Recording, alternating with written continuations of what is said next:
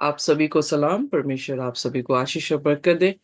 और हम धन्यवाद करते हैं परमेश्वर का कि परमेश्वर ने हमें ये फिर एक बार मौका दिया ताकि हम खुदा के वचनों को जो है वो सीख सकें। यहाँ पर सुबह हुई है और मैं बहुत ही शुक्रगुजार हूँ जाती तौर से कि खुदा ने हमें जैसे ही आंखें खोली हैं तो खुदा के कलाम में हम यहाँ पर आए हैं। आइए अपने सिरों को आज झुकाएंगे और प्रार्थना में जाएंगे और परमेश्वर से दरख्वास्त करेंगे कि वो हमें अपने ज्ञान से भरे और हमारे सारे गुनाहों को माफ करें।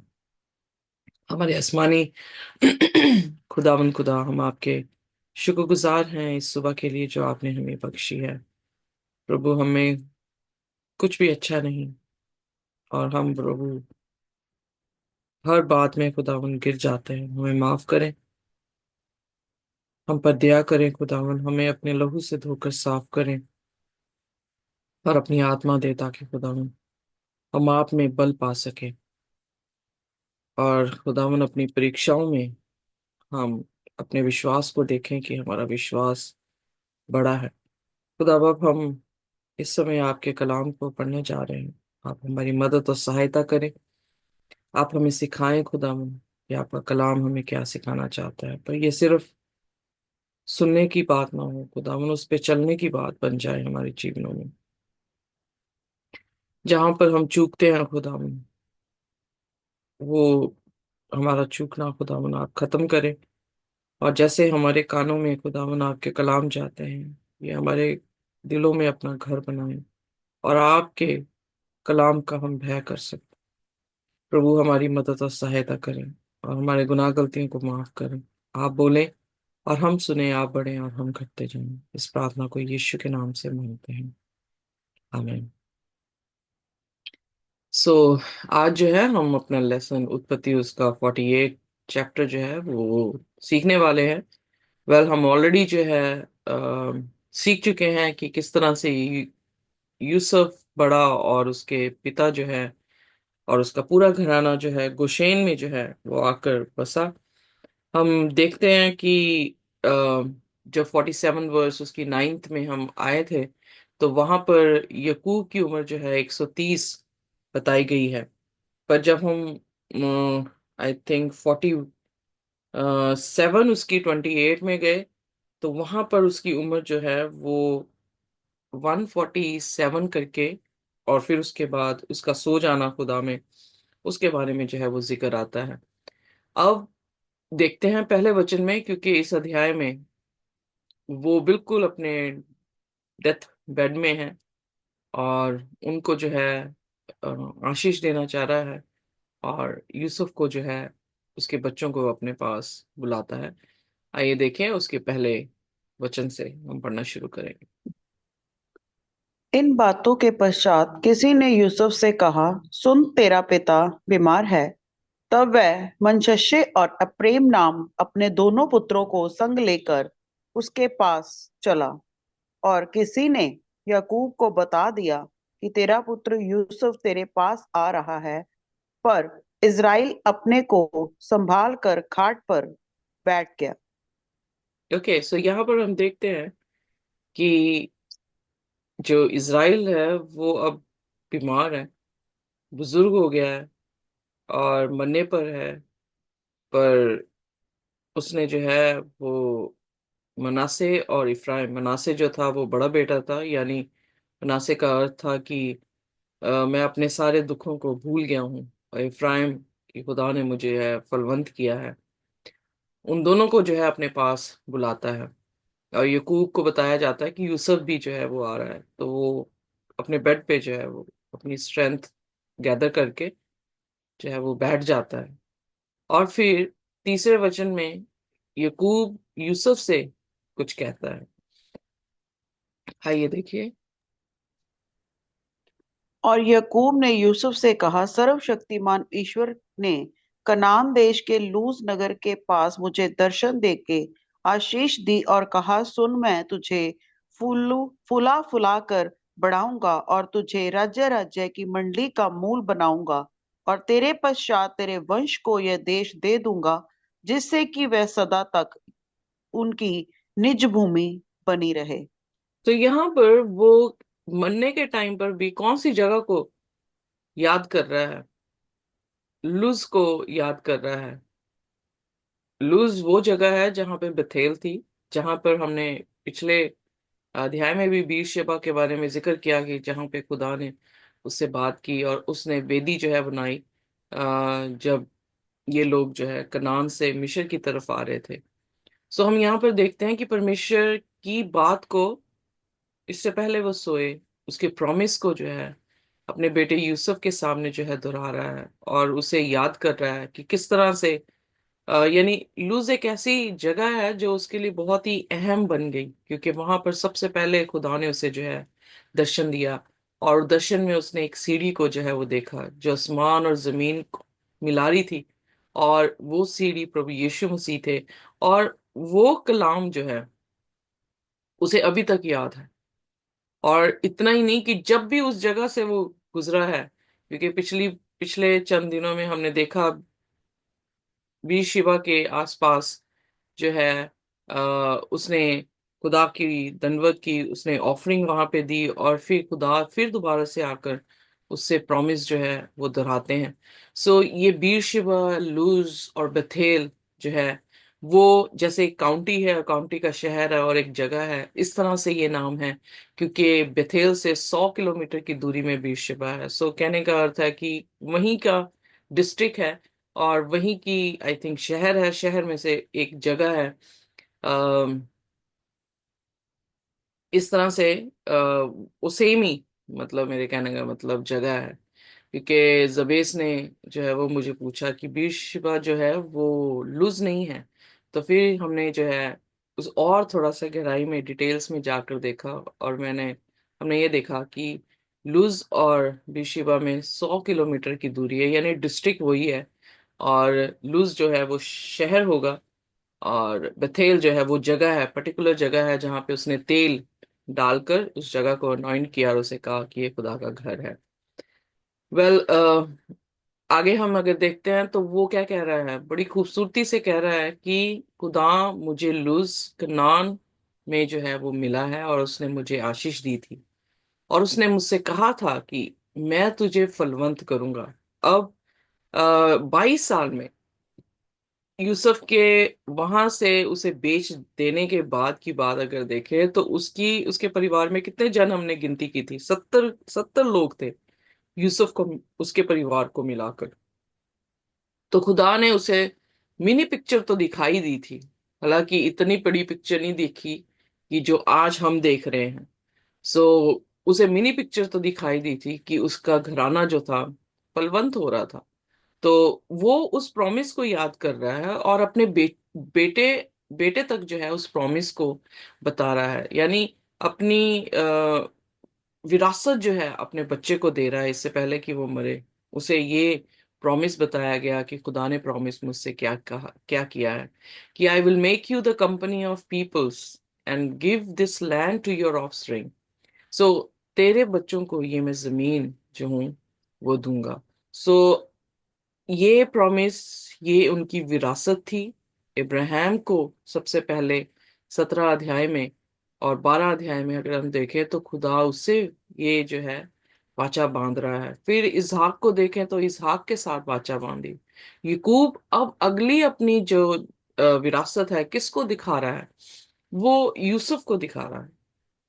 यूसुफ को बता रहा है कि यूसुफ ऐसा है कि यू नो खुदा ने ये विरासत हम परिवार के साथ बांधी है, तो मैं तुझे ये विरासत जो हूँ वो आगे लेकर जाने के लिए देता हूँ।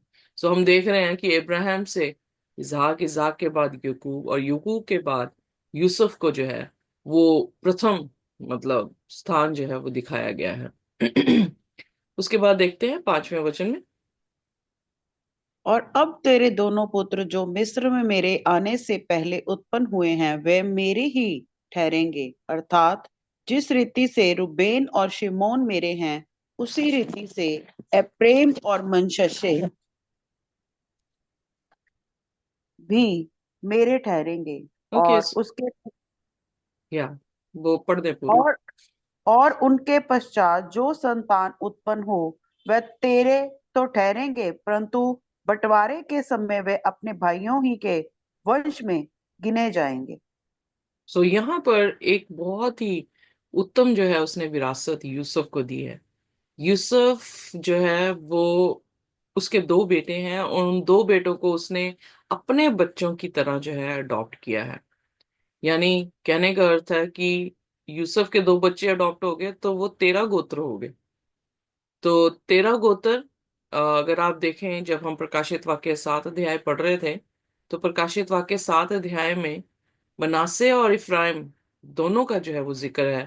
पर डैन वहां से जो है जिक्र जो है उसका नहीं है।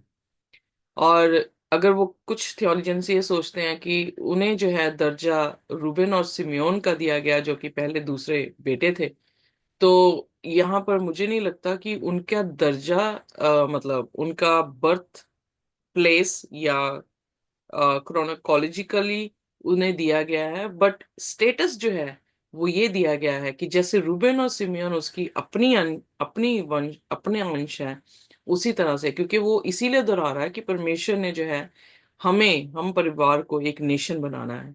सो अगर हम देखें तो लिटरली जो इज़राइल है, जो कि यकूब है, इज़राइल और उसके 12 बच्चों के आगे जो बच्चे हैं उन्हें इज़राइल कहा गया है, ना कि लिटरली जो आज इज़राइल है।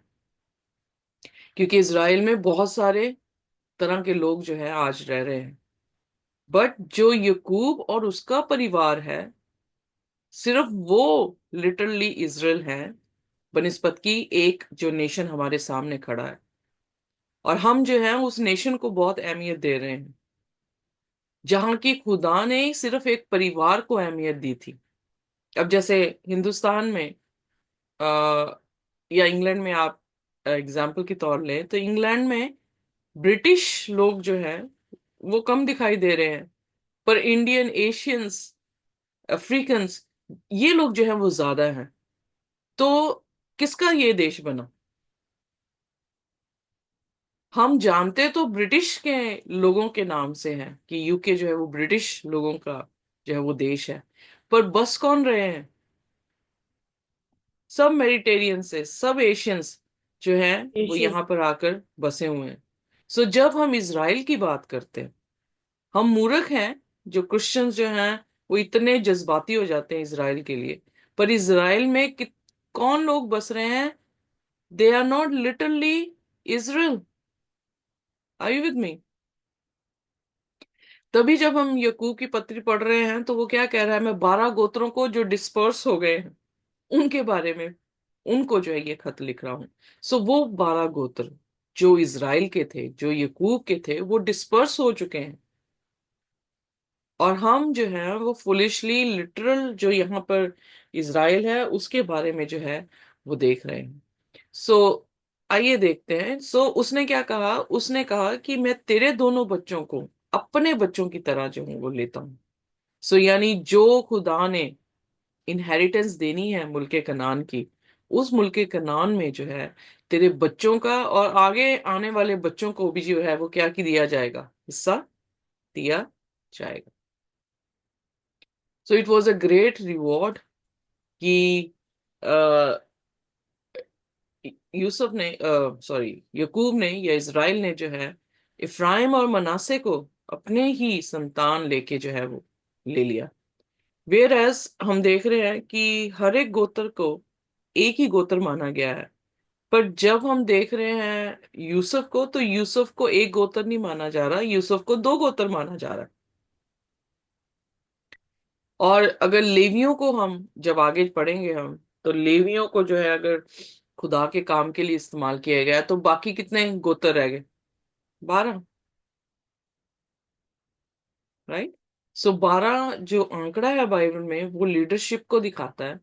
इसीलिए आप देखेंगे 12 पैट्रियर्क्स हैं, 12 जजेस हैं, 12 माइनर प्रॉफिट्स हैं, 12 जो हैं वो खुदा के यीशु मसीह के चेले थे, 12 यरूशलेम, नए यरूशलेम की जो है वो नींवें हैं, और 12 दरवाजे हैं, 12 पर्ल्स हैं।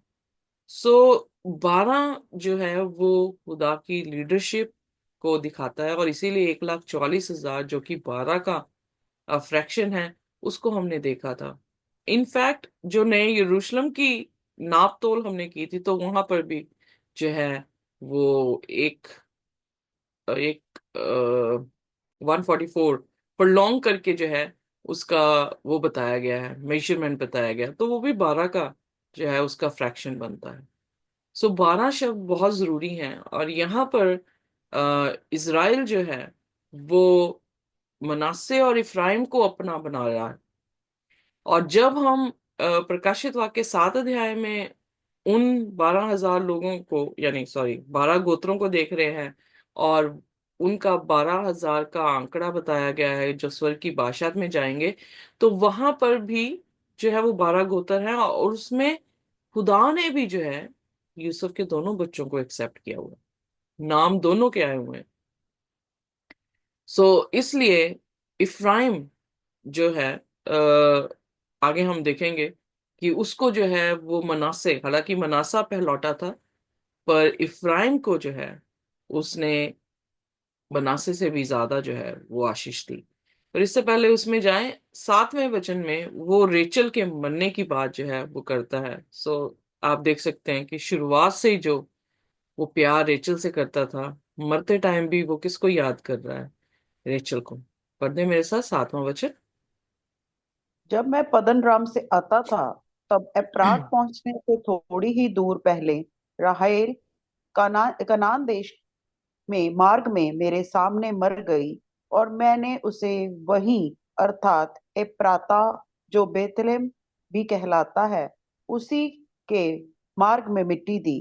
तब इज़राइल को यूसुफ के पुत्र देख पड़े, और उसने पूछा, ये कौन है? यूसुफ ने अपने पिता से कहा, ये मेरा पुत्र है, जो परमेश्वर ने मुझे यहाँ दिया है। उसने कहा, उनको मेरे पास ले आ कि मैं उन्हें आशीर्वाद दूं। तो वो जिक्र कर रहा है रेचल के मरने की, और यहाँ पर जो है उसने जो है उसको बरी किया इफरात में, जो कि बेथलेहम में था। सो ये छोटी छोटी डिटेल्स हैं कि कहाँ पर उसने जो है उसको बरी किया। और उसके बाद जो है यहाँ पर अपने इमोशनल जिस चीज से वो इमोशनल है उस चीज को जो है यहाँ पे दोहरा रहा है। रेचल जो है उसकी जिंदगी का पहला प्यार था, और उसका प्यार और स्पेशली उसका झुकाव रेचल से हुए बच्चों के बीच में जो है वो ज्यादा देखने को मिला है। और अंत में भी जो है वो रेचल का यहाँ पे जिक्र कर रहा है। तो हम देख सकते हैं कि उसकी गलती से जो लिया के साथ शादी की गई है, लबान के साथ, उस बात ने भी उसके प्यार को जो रेचल के साथ था वो उसको खत्म नहीं किया।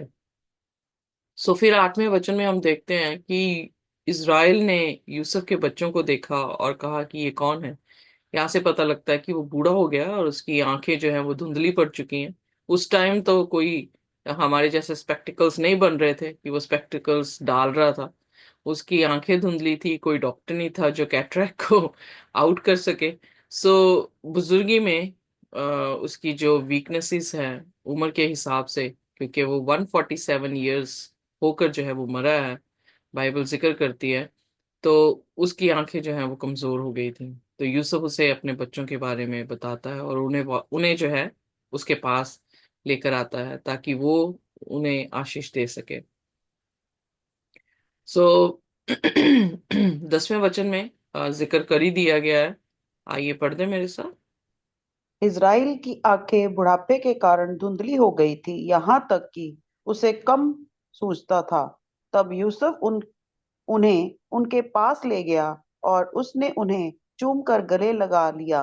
तब इज़राइल ने यूसुफ से कहा, मुझे आशा ना थी कि मैं तेरा मुख फिर देखने पाऊंगा, परंतु देख, परमेश्वर ने मुझे तेरे वश भी कर दिया, ओके। वंश भी दिखाया है। या तब यूसुफ ने उन्हें अपने घुटनों के बीच से हटाकर और अपने मुंह के बल भूमि पर गिर के दंडवत किया। तब यूसुफ ने उन दोनों को लेकर, अर्थात एप्रैम को अपने दाहिने हाथ से, और वह इज़राइल के बाएं हाथ पड़े, और मनश्शे को अपने बाएं हाथ से की इज़राइल के दाहिने हाथ पड़े, उन्हें उनके पास ले गया। सो यहाँ पर हम देखते हैं कि उसने उसके बच्चों को बुलाया ताकि वो उसके बच्चों को आशीष दे सके।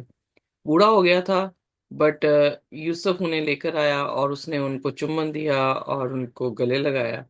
और फिर वो यूसुफ से कह रहा है कि एक्सपेक्ट नहीं किया था कि मैं तुझे कभी देख पाऊंगा, पर खुदा की यहाँ पे महिमा कर रहा है कि वो उसके वंश को भी जो है वो देख पा रहा है, यानी उसके दोनों बच्चों को जो है वो देख पा रहा है। और फिर उसके बाद वो दंडवत करता है अपने बाप को, यानी प्यार कर रहा है और इज्जत दे रहा है। और उसके बाद यूसुफ ने क्या किया है कि यूसुफ ने अपने बड़े बेटे को उसके दाहिने हाथ कर दिया, और जो छोटा था उसे उसके बाएं हाथ कर दिया। क्योंकि वो यहाँ पे ये दिखा रहा है कि जो दाहिना हाथ था यूसुफ का, वो बायां हाथ था किसका? यकूब का। सो उसने जो है फर्स्ट बच्चे को या बेटे को जो है वो राइट साइड किया। राइट साइड हमेशा फेवर को दिखाता है। राइट साइड जो है हम उससे काम करते हैं। Most of the people are right handed, और उसमें सामर्थ्य जो है वो दिखाई देती है। तो राइट हैंड जो है वो फेवर को, इसीलिए यीशु मसीह भी जो है वो बाप के कौन से हाथ में गए? दाहिने हाथ में जो है वो गए हैं। सो उसने मनासे को जो है वो बाएं हाथ में कर दिया और इफ्राइम को उसने दाएं हाथ में कर दिया। अब वो ये सोच रहा था कि पेलौठा है, तो पेलौटे को पेलौटे की जो है वो इज्जत दी जाए या बरकत दी जाए। हम बर्थ राइट को ही देख रहे हैं अब्राहम, इसहाक और यकूब के घर में, कि बर्थ राइट किसका बन रहा था। बट एवरी टाइम जो बर्थ राइट था वो हमने ये देखा है कि खुदा ने उम्र के हिसाब से नहीं, या दर्जे के हिसाब से नहीं, बल्कि खुदा ने जो है जो बर्थ राइट का हक था वो उनके कामों के अनुसार जो है वो दिया है। हमारे स्टेटस को देख के, हमारी पोजीशन को देख के कि बर्थ राइट में लाइक हम पे लौटे हैं तो हमें खुदा देगा? नहीं, खुदा उसे दे रहा है जो खुदा के साथ जो है वो वफादार है। तो अब क्या होता है, आइए देखते हैं 12वीं आयत से। तब इज़राइल ने अपना दाहिना हाथ बढ़ाकर एप्रैम के सर पर जो छोटा था और अपना बायां हाथ बढ़ाकर मनश्शे के सिर पर रख दिया। उसने तो जानबूझकर ऐसा किया, नहीं तो जेठा मनश्शे ही था। फिर उसने यूसुफ को आशीर्वाद देकर कहा, परमेश्वर जिसके सम्मुख मेरे बाप दादे इब्राहिम और इसहाक चलते थे, वही परमेश्वर मेरे जन्म से लेकर आज के दिन तक मेरा चरवाहा बना, और वही दूत मुझे सारी बुराई से छुड़ाता आया है। वही अब इन लड़कों को आशीष दे, और ये मेरे और मेरे बाप दादे अब्राहिम और इसहाक के कहलाएं, और पृथ्वी में बहुतायत से बढ़े। ओके, सो यहाँ पर जो है उसने क्या किया? उसने, आई थिंक, अपने हाथ जो है वो क्रॉस कर दिए। जब वो आशीष दे रहा है, उसने जो है वो उनके स्टेटस, उनके मतलब जन्म तिथियों के हिसाब से उन्हें राइट और उसे लेफ्ट में रखा, पर उसने अपने हाथ क्रॉस करके जो है वो उनको आशीष दे दी। उसने उनसे ये कहा कि उसने दोनों बच्चों को यूसुफ करके बोला है, और यू नो दोनों बच्चों को सेम ओहदा दिया जैसा यूसुफ का था। और उन दोनों बच्चों को जो है वो अपने घर का, अपने 12 बच्चों का जो है वैसा ही दर्जा जो है वो दे रहा है। और कह रहा है कि God before whom my ancestors Abraham and Isaac walked, the God who has been my shepherd all my life to this day। shepherd क्यों उसे खुदा को कह रहा है वो? क्योंकि शेपर्ड हमेशा क्या करता है अपनी शीप की? उसको मुहैया करता है, उसको प्रोटेक्ट करता है, उसकी टेक केयर जो है वो करता है। सो जहां जहां भी शेपर्ड होती है वहां पर मौसम के हिसाब से, उनकी जरूरतों के हिसाब से जो शीप की जरूरत है वैसा ही शेपर्ड जो है उसकी केयर करता है। तो वो खुदा को अपना जो है वो शेपर्ड कह रहा है। इवन दाऊद भी जो है वो अपने आप, अपने खुदा को अपना शेपर्ड जो है वो कह रहा है। सो क्योंकि पहली बात कि उसका जो प्रोफेशन ये था कि वो शेपर्ड था, और वो अपने प्रोफेशन के साथ खुदा की जो है वो तुलना कर सकता है, पैरेलल कर पा रहा था कि खुदा भी ऐसे ही करता है जैसे मैं अपनी भेड़ों की जो है वो रखवाली करता हूँ। जैसे अगर हम आप देखते हैं कि इनोक की जिंदगी को, इनोक जब 65 वर्ष का हुआ तो उसके पुत्र जन पैदा हुआ, मैथुसला। और उसके बाद वो 300 साल तक खुदा के साथ साथ चला, क्योंकि वो फादरली लव को, और जो रिलेशनशिप फादर और चाइल्ड के बीच में होता है, उससे वो ये देख सका कि खुदा हमसे कितना प्यार करता है। सो हमें वो एजुकेशन, हमारा वो प्रोफेशन, अगर हमें खुदा की प्यार को, मोहब्बत को नहीं बताता, तो वो व्यर्थ है। क्योंकि हम हर एक फील्ड से, हर एक प्रोफेशन से, हर एक एजुकेशन और सब्जेक्ट से हम खुदा की कुव्वत को जो है वो देख सकते हैं। सो यहाँ पर जैसे फॉर एग्जांपल जब हम बायोलॉजी पढ़ते हैं, तो बायोलॉजी में आप देखेंगे कि खुदा, जैसे जैसे हम जिस्म को पढ़ रहे हैं कि किस तरह से वो काम कर रहा है, वो किसकी कुव्वत को जो है वो बता रहा है, खुदा की कुव्वत को बता रहा है कि किस तरह से खुदा ने जो है इन चीजों को जो है वो बनाया है। फिजिक्स को ले लें, आप ये देखेंगे कैसे ग्रेविटी जो है वो काम कर रही है। आप केमिस्ट्री को ले लें, आप किसी भी मैथमेटिक्स को ले लें, तो आप जो है वो कैलकुलेशन में जो है और भी अव्वल जो होते हैं, और आप देखते हैं खुदा कितना अपने टाइम में क्या है, उसकी कैलकुलेशन बिल्कुल ही क्या है, राइट है। सो कोई भी ऐसा सब्जेक्ट, कोई भी ऐसा प्रोफेशन नहीं है जो खुदा के प्यार को आपको बता सके। और अगर हम नहीं सीख रहे हैं तो वो एजुकेशन इनकम्प्लीट है। क्योंकि मसीह में उसके कलाम को समझना, उसको समझना, हर एक ऑक्यूपेशन या सब्जेक्ट में यही कंप्लीट एजुकेशन है। सो यहाँ पर हम देखते हैं कि उसने कहा कि खुदा मेरा शेपर्ड रहा है, और angel who has redeem me from all harms bless the boys. So ये कौन सा एंजल है जो उनको ब्लेस करेगा? कौन सा एंजल उसे मिला था जिसके साथ उसका मल युद्ध हुआ था, उसका हिप जो है वो तोड़ा गया था? मिकाइल। यीशु मसीह थे। वहां पर जिक्र मिकाइल का नहीं आया, बट यीशु मसीह है वहां पर, जो उसके साथ मल युद्ध कर रहे हैं, और वो उसे जाने नहीं दे रहा, उसे कह रहा जब तक तू मुझे आशीष नहीं देगा तब तक मैं जाऊंगा नहीं। कौन है जो हमारा नाम बदल सकता है? प्रभु यीशु मसीह, कोई दूत नहीं है।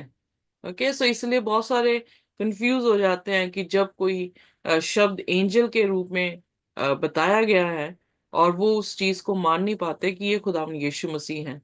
उनके कामों से पता लगता है कि वो यीशु मसीह हैं, क्योंकि एंजल्स के पास ऐसी कोई कुवत नहीं है कि वो हमें बरकत दे सके। बट कौन देता है? प्रभु यीशु मसीह। सो इससे पहले कि वो देह में आते, उससे पहले जब भी आए हैं वो एंजल के रूप में ही लोगों को जो है वो दिखे हैं।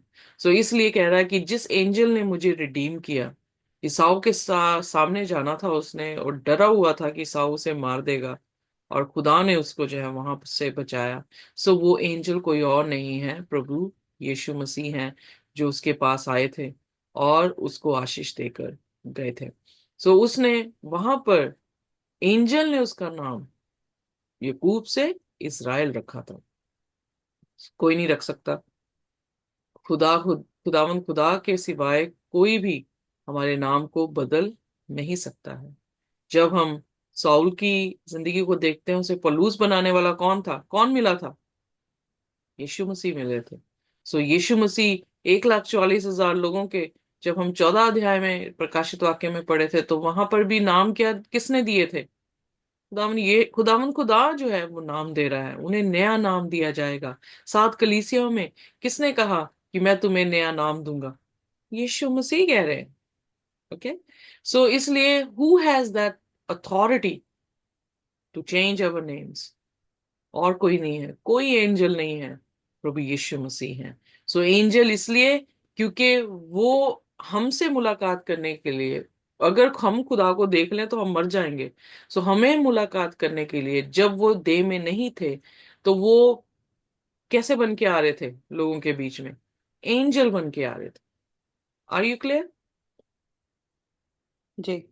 सो वो अपनी लो काइंड में आते हैं हमारे पास, ताकि हम जो है उनसे बातचीत कर सकें, या वो हमें देख सक हम उसे सॉरी देख सकें। अदरवाइज अगर फुल ग्लोरी में वो आए, तो वो तो पहला थिस्सलुनीयन उसके दूसरे अध्याय में विकेट जो है वो क्या हो जाएंगे, उसकी ब्राइटनेस ही खत्म हो जाएंगे। तो इसलिए उन्हें अपना लोअर काइंड रूप लेकर जो है वो इस धरती पर हमेशा आना पड़ा है। और जो पुराने समय में लोग देख रहे थे, वो उन्हें as an angel, archangel करके जो है वो देख रहे हैं। सो यहाँ पर वो उसी परमेश्वर के नाम से, जो उसका शेपर्ड बना रहा है, जो एंजल बनकर उसको रिडीम करता रहा है, उसी के नाम से जो है वो उन बच्चों को आशीष दे रहा है। सो उन्हें कह रहा है कि तुम भी जो हो धरती पर क्या हो जाओ, भर जाओ। यू नो गट्स गत क्या कहते हैं, गार्डन ऑफ ईडन से जो है ये शब्द गूंज रहा है बार बार बार बार, जो प्रभु यीशु मसीह ने आदम और हवा को कहा, जाओ और इस धरती को भर दो।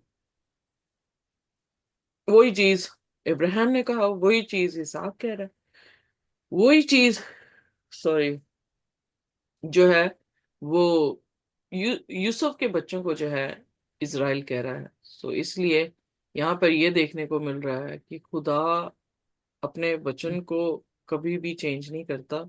जो उसने शुरुआत में आशीष दी है उसी को रिगेन करने की जो है वो उसके उसके काम को जो है वो कर रहा है। और उसके बाद 17वें वचन में पढ़ते हैं। जब यूसुफ ने देखा कि मेरे पिता ने अपना दाहिना हाथ एप्रैम के सिर पर रखा है, तब वह बात उसको बुरी लगी। सो उसने अपने पिता का हाथ इस मनसा से पकड़ लिया कि एप्रैम के सिर पर से उठाकर मनश्शे के सिर पर रख दे। और यूसुफ ने अपने पिता से कहा, हे पिता, ऐसा नहीं, क्योंकि जेठा यही है, अपना दाहिना हाथ इसके सिर पर रख। उसके पिता ने कहा, नहीं, सुन, हे मेरे पुत्र, मैं इस बात को भली भांति जानता हूँ, यद्यपि इससे भी मनुष्य की एक मंडली उत्पन्न होगी और यह भी महान हो जाएगा, तो भी इसका छोटा भाई इससे अधिक महान हो जाएगा, और उसके वंश से बहुत सी जातियां निकलेंगे।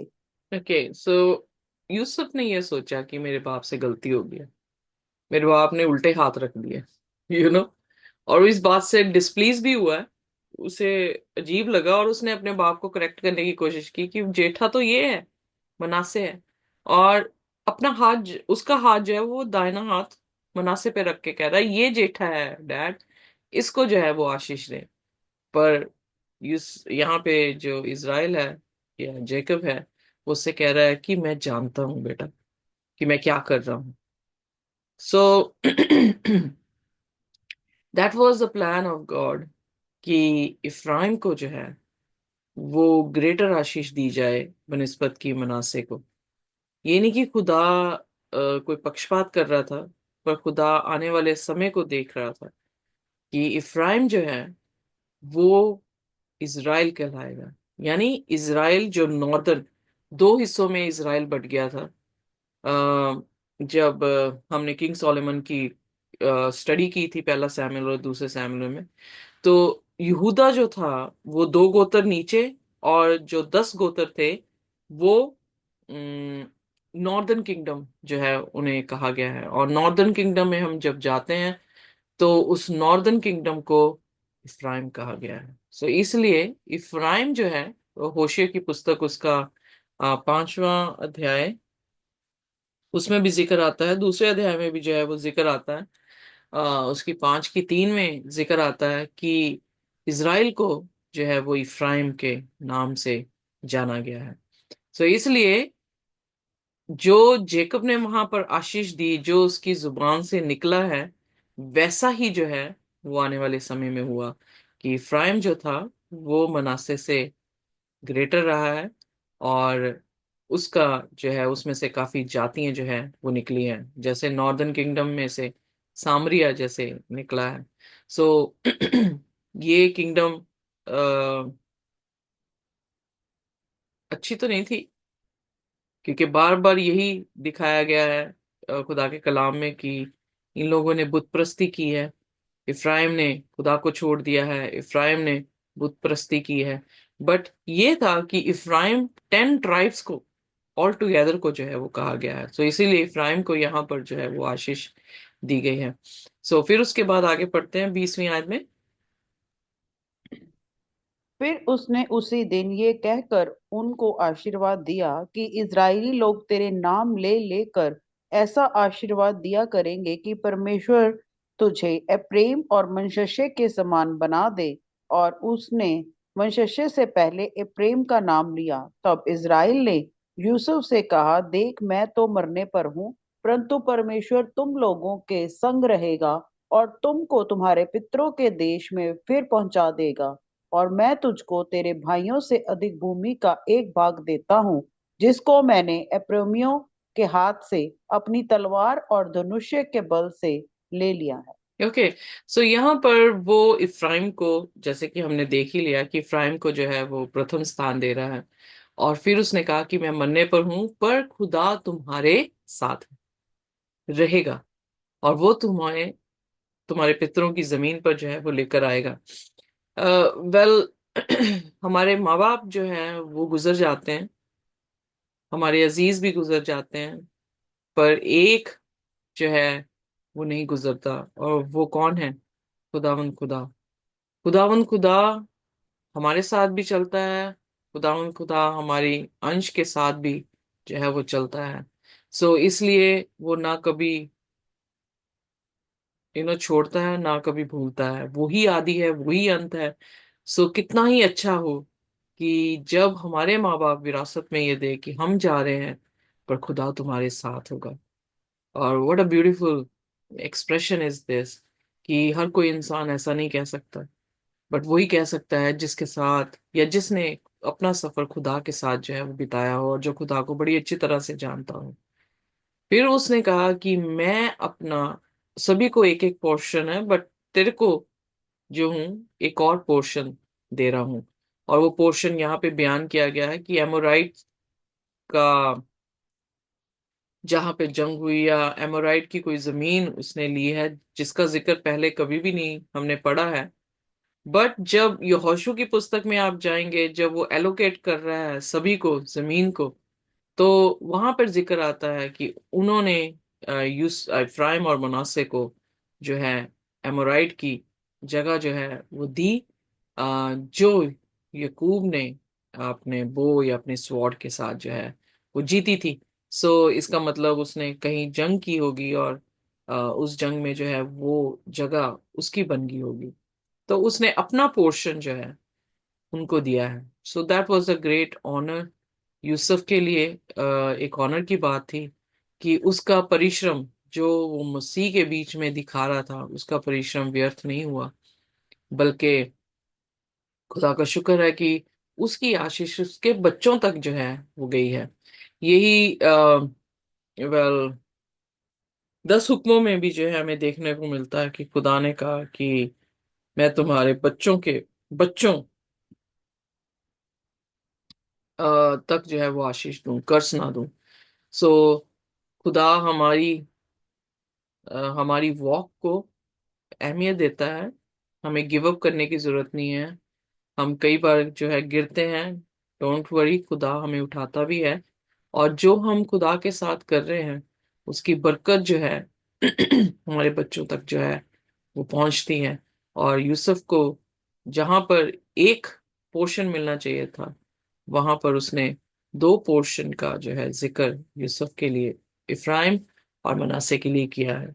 सो इसलिए इफ्राइम जो है उसको ज्यादा आशीष दी है उसने, जो कि वो नॉर्दर्न किंगडम इजराइल की को जो है इफ्राइम के रूप में, क्योंकि उसका राजा रोहुबाम था जो इफ्राइम की जनरेशन से था। सो इसलिए उस पूरे को इफ्राइम कहा गया है। और यहूदा जो कि डेविड का घराना था, सो डेविड के घराने से यहूदा जो है वो बताया गया है। सो इसलिए अ, इसराइल, फिर एक बार से मैं बताऊंगी कि इसराइल यकूब और यकूब के 12 गोत्रों को बाइबल कहती है, उस नेशन को नहीं जो नेशन आज जो है हमारे सामने है। सो आइए हम परमेश्वर के साथ वफादार रहें, जबकि गलीतियों में पौलुस कहता है कि जिसने भी विश्वास किया है वो इब्राहिम की संतान है। खुदा ने हमें भी शामिल जो है वो इज़राइल के घराने में जो है वो कर दिया है। उस लिटरल इज़राइल के साथ नहीं, बल्कि उस घराने के साथ जो खुदा की वाचा के साथ जुड़े थे, जो खुदा की वाचा को अहमियत दे रहे थे, जो अपने आप को स्पेशल या अपने आप को अलग दुनिया से जो है वो बनाकर चल रहे थे। जहां पे लोग मूर्ति पूजा कर रहे थे वो खुदा की आज्ञाओं को मान रहे थे। जहां पर व्यभिचार था वहां पर वो लोग जो हैं वो खुदा के साथ जो है वो वफादार थे, और उन्होंने अपनी आंखें जो हैं तंबुओं में रहते हुए अपनी आंखें स्वर्गीय घरों में जो है वो बनाई थी। ये है वो इज़राइल जिसके बारे में परमेश्वर जिक्र करता आ रहा है। वो इज़राइल नहीं जो हमारे सामने इस धरती पर जो है वो पाया जा रहा है। सो वो स्पिरिचुअल इज़राइल के बारे में बात कर रहा है, उनकी स्पिरिचुअलिटी के बारे में बात कर रहा है कि हमें वो अडॉप्ट करना है। क्योंकि जब हम लूका उसके 19 अध्याय में जकई के उस वाक्य को देखते हैं, तो जकई जब अपने पापों का पश्चाताप कर रहा है तो यीशु ने कहा कि आज तू इब्राहिम की संतान, हालांकि वो यहूदी है, पर इब्राहिम की संतान क्यों कहा गया? क्योंकि जैसे उनके विश्वास थे, जैसे उनके काम थे। इसीलिए याकूब की पत्री में कह रहा है विश्वास बिना कार्य मुर्दा है। सो उसने भी जिक्र किया है इब्राहिम के विश्वास और उसके कार्य को। सो आइए, हम जब आत्मिक इज़राइल हैं तो हम स्पिरिचुअल आत्मिक इज़राइल हैं। उनकी जैसे उनकी जिंदगी थी खुदा के साथ मजबूत, उसी तरह की मजबूत जिंदगी खुदा हमें भी चाहता है कि बने। और जैसे यूसुफ मसीह का प्रतीक है, वैसे ही हमें भी क्या करने की जरूरत है? मसीह का प्रतीक बनने की जो है वो जरूरत है। We should reflect Christ in our lives. That's what Israel mean. यही जो है इज़राइल था, यकूब था और उसके गोत्र थे, और हमें भी इसी तरह से बनना है। आइए अपने सिरों को झुकाएं और हम प्रार्थना करेंगे। कोई भी जन जो है हमारे लिए प्रार्थना कर सकता है।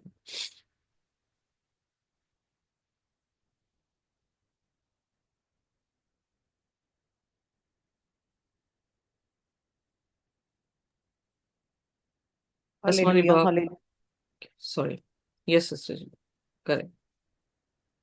Hallelujah hallelujah hallelujah. धन्यवाद धन्यवाद धन्यवाद है मेरे महान समर्थी प्रभु ਯीशु। ਅਸੀਂ ਤੇਰਾ ਧੰਨਵਾਦ ਕਰਦੇ ਹਾਂ ਇਨ ਸੁੰਦਰ ਵਚਨਾਂ ਦੇ ਲਈ ਪਰਮੇਸ਼ਵਰ, ਜੋ ਸਾਡੇ ਦਿਲਾਂ ਵਿੱਚ ਉਤਰੇ ਹਨ ਪਰਮੇਸ਼ਵਰ, ਕਿ ਤੂੰ ਕਦੇ ਨਾ ਸਾਨੂੰ ਛੱਡਦਾ ਹੈ ਨਾ ਕਦੀ ਤਿਆਗਦਾ ਹੈ ਪਰਮੇਸ਼ਵਰ। ਤੂੰ ਆਦ ਵਿੱਚ ਵੀ ਸੱਚ ਸੀ ਤੇ ਅੰਤ ਵਿੱਚ ਵੀ ਸੱਚ ਰਹੇਗਾ ਪਰਮੇਸ਼ਵਰ। ਅਸੀਂ ਤੇਰਾ ਧੰਨਵਾਦ ਕਰਦੇ ਹਾਂ ਤੇਰੇ ਵਾਅਦਿਆਂ ਦੇ ਲਈ ਪਰਮੇਸ਼ਵਰ। ਪ੍ਰਭੂ ਸਾਡੇ ਉੱਤੇ ਅਨੁਗ੍ਰਹਿ ਕਰ, ਸਾਡੇ ਉੱਤੇ ਦਇਆ ਕਰ ਪਰਮੇਸ਼ਵਰ, ਕਿ ਅਸੀਂ ਵੀ ਤੇਰੇ ਰਸਤਿਆਂ ਉੱਤੇ ਇਸੇ ਤਰ੍ਹਾਂ ਚੱਲ ਕੇ ਪਰਮੇਸ਼ਵਰ ਤੈਨੂੰ ਭਾਣ ਵਾਲੇ ਬਣ ਸਕੀਏ ਪਰਮੇਸ਼ਵਰ। ਔਰ ਜਿਸ ਤਰ੍ਹਾਂ ਤੂੰ ਵਫਾਦਾਰ ਹੈ ਅਸੀਂ ਵੀ ਵਫਾਦਾਰ ਬਣ ਸਕੀਏ, ਜਿਸ ਤਰ੍ਹਾਂ ਤੂੰ ਪਵਿੱਤਰ ਹੈ ਅਸੀਂ ਪਵਿੱਤਰ ਬਣੀਏ। ਤੂੰ ਸਿੱਧ ਹੈ ਪਰਮੇਸ਼ਵਰ, ਅਸੀਂ ਸਿੱਧ ਬਣੀਏ। ਪਰ ਇਹ ਤੇਰੀ ਸਾਰੀ ਪ੍ਰਭੂ ਜੀ ਤੇਰੀ ਦਇਆ, ਤੇਰਾ ਰਹਿਮ ਸਾਡੇ ਉੱਤੇ ਪਰਮੇਸ਼ਵਰ ਅਗਰ ਹੋਏ ਤਾਂ ਅਸੀਂ ਸਭ ਕਰ ਸਕਦੇ ਹਾਂ। ਨਾ ਬਲ ਨਾਲ ਨਾ ਸ਼ਕਤੀ ਦੇ ਨਾਲ ਪ੍ਰਭੂ, ਤੇਰੀ ਆਤਮਾ ਦੇ ਨਾਲ ਅਸੀਂ ਬਲਵੰਤ ਹੋ ਸਕਦੇ ਹਾਂ ਪਰਮੇਸ਼ਵਰ। ਤੂੰ ਦਇਆ ਭਰਾ ਹੱਥ ਪਰਮੇਸ਼ਵਰ ਆਪਣਾ ਵਧਾ ਕੇ ਸਾਨੂੰ ਪੂਰਨ ਕਰ ਪਰਮੇਸ਼ਵਰ। ਅਸੀਂ ਪੂਰਨ ਹੋਣ ਲਈ ਆਪਣੇ ਆਪ ਨੂੰ ਸਮਰਪਿਤ ਕਰਦੇ ਹਾਂ ਤੁਹਾਡੇ ਚਰਨਾਂ ਦੇ ਵਿੱਚ ਪਰਮੇਸ਼ਵਰ। ਆਪਣੀ ਦਿਲ ਆਤਮਾ ਰੂਹ ਜਾਨ ਨੂੰ ਪਰਮੇਸ਼ਵਰ ਤੁਹਾਡੇ ਹੱਥਾਂ ਵਿੱਚ ਸੌਂਪਦੇ ਹਾਂ, ਆਪਣੇ ਪੂਰੇ ਪਰਿਵਾਰ ਨੂੰ ਤੁਹਾਡੇ ਹੱਥਾਂ 'ਚ ਸੌਂਪਦੇ ਹਾਂ ਪਰਮੇਸ਼ਵਰ। ਤੁਸੀਂ ਉਹਨਾਂ ਨੂੰ ਬਹੁਤਾਇਤ ਨਾਲ ਬਲੈਸ ਕਰਨਾ ਪਰਮੇਸ਼ਵਰ। ਸਭ ਕੁਝ ਮੰਗਦੇ ਹਾਂ ਪਿਆਰੇ ਬੇਟੇ खुदावन यीशु मसीह के नाम ਦੇ ਵਿੱਚ आमीन। आमीन आमीन। और खुदा की शांति और उसका अनुग्रह हमारे साथ जब तक कि वो दोबारा ना आ जाए इसी तरह से बना रहे। आमीन। आमीन।